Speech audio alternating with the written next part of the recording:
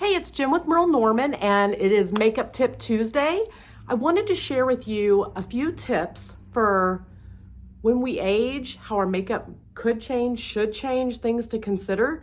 I will be 43 this year, so I am in my 40s, and it was a couple years ago, I think I was still in my 30s, that I decided I needed to reevaluate my makeup, how I'm applying it, and there are things I've learned not only in my own experience, but things I've learned from customers as well, and I wanted to share those tips with you.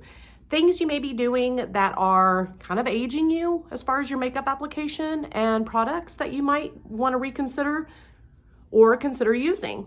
So, first tip, makeup, by the rule of thumb, makeup looks better when you have a good skin.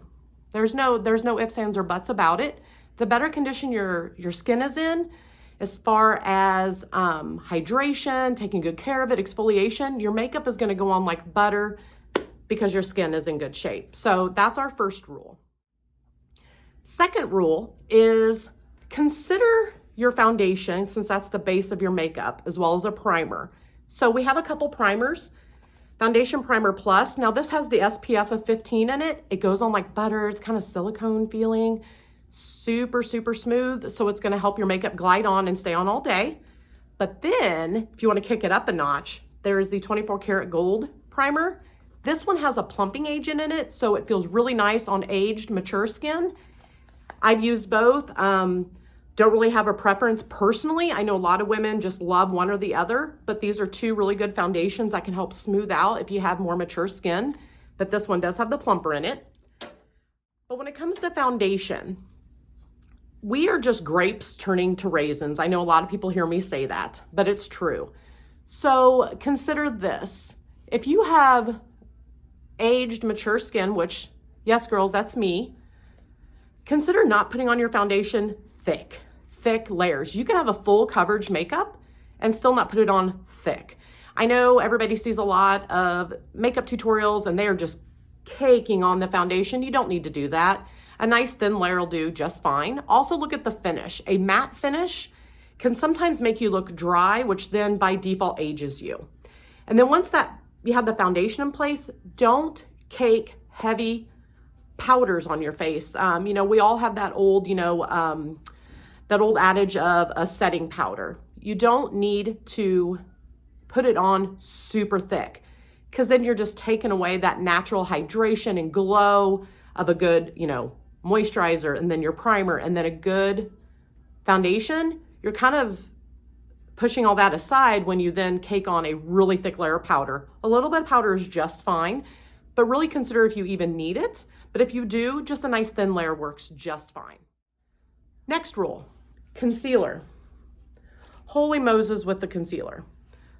So please, please, please, please, please, and I'm about to destroy my face with imagery, but I need you guys to know this.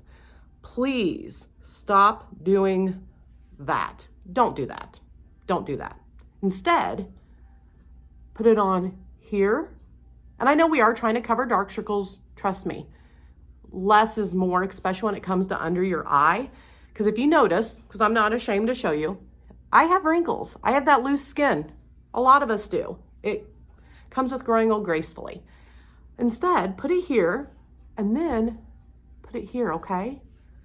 Then use a brush. You can use a beauty blender. I prefer the brush.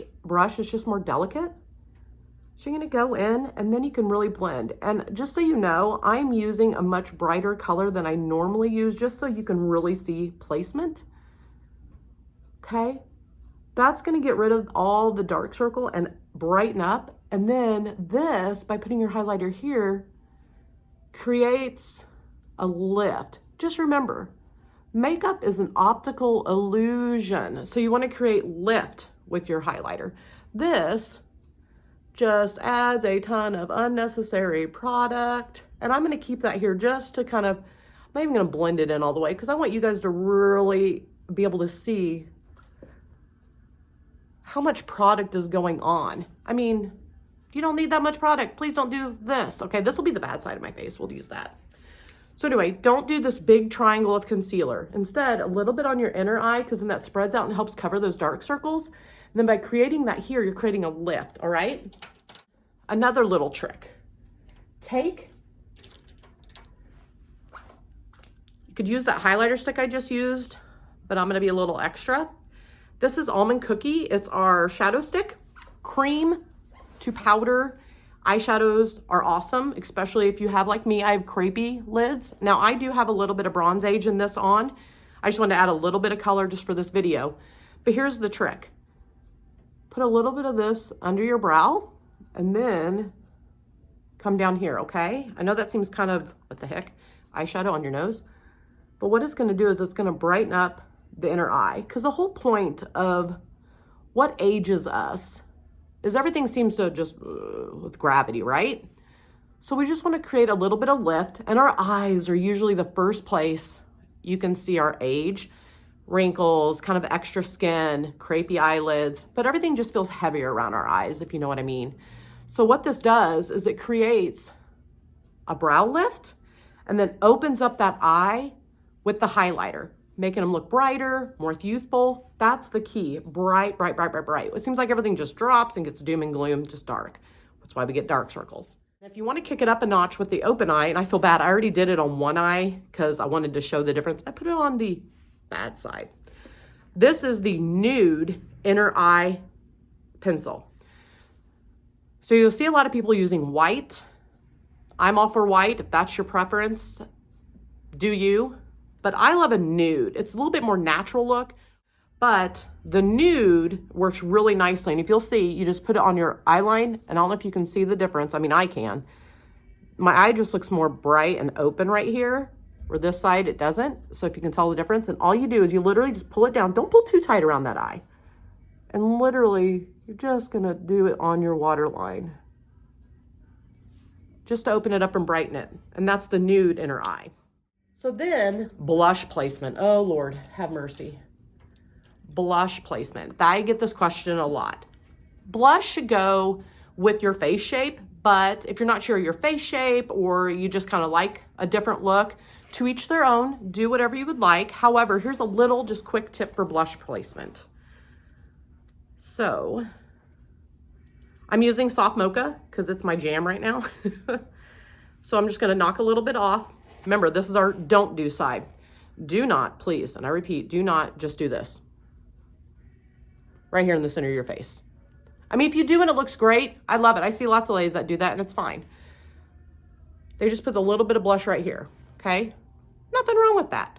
However, it really didn't do anything for the illusion of my face. I'm overweight. I have a very round face.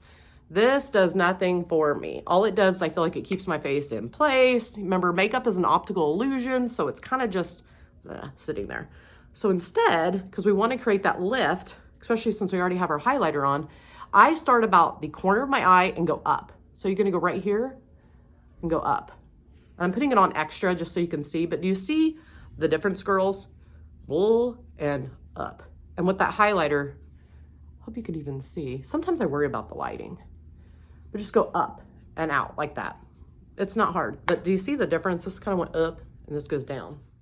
And then I think last but not least, I would definitely use a good setting spray. So setting spray you can spray all over. I suggest doing it first. So after you have your skincare on, go ahead and put in that setting spray and push it in. Use your beauty blender to push in the setting spray. A little bit goes a long way. I hope these tips helped you. Have a wonderful, beautiful Tuesday. Ask any questions you have, and I will see you next week.